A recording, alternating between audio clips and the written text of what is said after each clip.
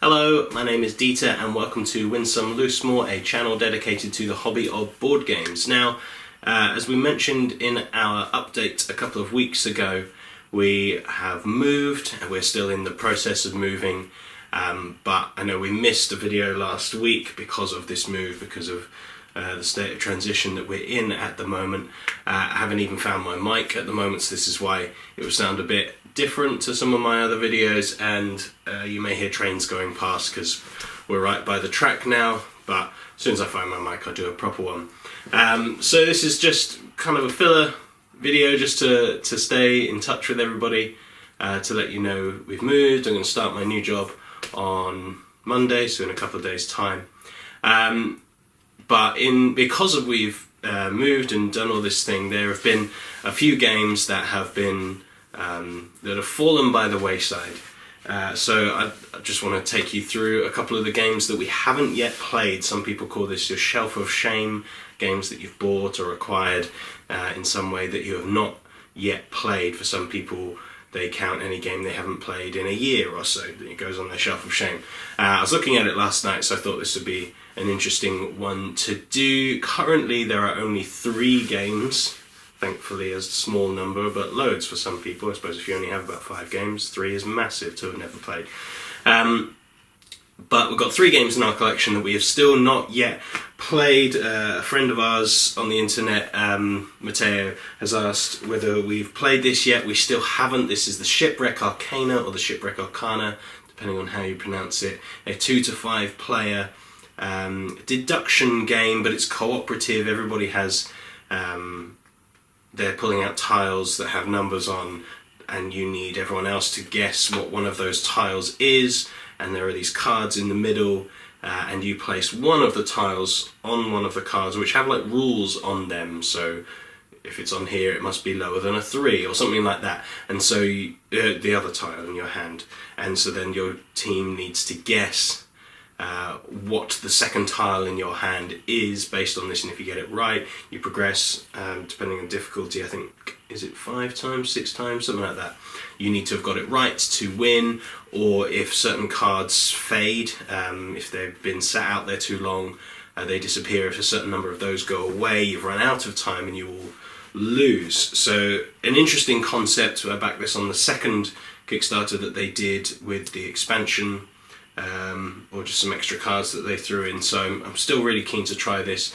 I don't know how it will be at 2, that's probably why it hasn't come out so much yet, but we've had this for about a month nearly and we haven't tried it, so this is the most shameful one, in that we've had it the longest and haven't tried it. But that's the Shipwreck Arcana. We hope to play this soon. A 2-player only game, so it has its own kind of shame, because we played 2-player things we've not yet tried, but less so because this only arrived a week or 2 ago, just before we were doing all the packing things, so we haven't had much of a chance to do things. This is Agricola, All Creatures Big and Small. Agricola is this very large, heavy game about farming, if that's something that interests you. And we played kind of its successor, Caverna, and I really enjoyed it. That's cave farmers, and you're building up your cave as well, and your dwarves and some such things. But they also, Uwe Rosenberg, who designs them, also tends to do a 2-player version that takes an aspect of some of these bigger games and just highlights it in a 2-player only game. So this, from Agricola, cuts kind of its core mechanic of the card play and just focuses on penning animals.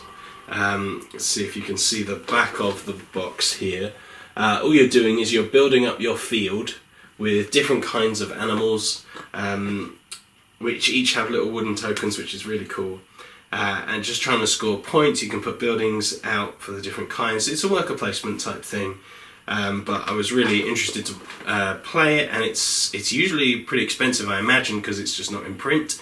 And so it's usually pretty expensive, but I got it in one of the maths trades on Board Game Geek, and so I'm really interested to try this. It also came with a couple of expansions, but let's just try the base game first. And finally, also came in a maths trade, so again, not too long ago, so not so much shame, but one we've been excited to try for a while is Escape, The Curse of the Temple. This is basically the opening to Raiders of the Lost Ark. Opening to Indiana Jones, but again it's a cooperative thing. You're trying to escape this cave, this maze, this puzzle. Tiles are coming out and you're all trying to do this, which is fine and similar in description thus far to a game that you can check out that I've done a while like for, Magic Maze, that we've still got. It's a fun little party game. But in that you can't talk and everyone has a direction, whereas now you are controlling a person, you have your own character and you're trying to find the exit and then everybody needs to escape. But this one is kind of a hybrid of that with another game that I like, Fuse, which is a fast cooperative 10-minute game. This is also 10 minutes. It comes with a soundtrack that is only 10 minutes long and you have to get out in that time, and then there are these audio cues that you have to go back to a certain place within a certain time because walls are closing in and all that kind of thing. It's one I've heard about and seen for a number of years, in the 2 or 3 years that we've been playing and collecting board games, and so it's one that I'm really interested to try, and I think it'll be fun, even just the two of us, but again a good one to get out for newer people because it's only 10 minutes, it's fast, it's frantic, you're rolling dice in this one to get different symbols you need to move from tile to tile, but we'll see how that one goes. That's Escape Curse of the Temple. So that right now is our entire shelf of shame. Just the 3 for now, but Tapestry is arriving soon, so hopefully that will get some play and won't make its way onto the shelf. I've got a pen and paper RPG that you can play solo that I'm slowly preparing myself for. It's a whole different genre of game that I've never tried before, and certainly before would have turned my nose up at a little bit, but I'm willing to give it a go, see how it feels. I'm enjoying RPG kind of elements in video games and some of the board games that we've got, Gloomhaven and such things, in Seventh Continent, so let's see how that works itself out. We'll put another video up soon. Hopefully we'll get our setup. I know the lighting's a bit strange, the sound's a bit strange. We'll figure it all out in this new place and we will get back on track with our videos. So thank you very much for watching. In the meantime, whilst we're figuring out videos, you can still follow us on social media. We are on Facebook and Twitter and Instagram. Just search Win Some Loosemore. You will find us. Subscribe to this channel if you haven't already. Hit the bell icon so you stay notified of new videos that come out. I look forward to seeing you again. I've been Dieter for Win Some Loosemore. Goodbye.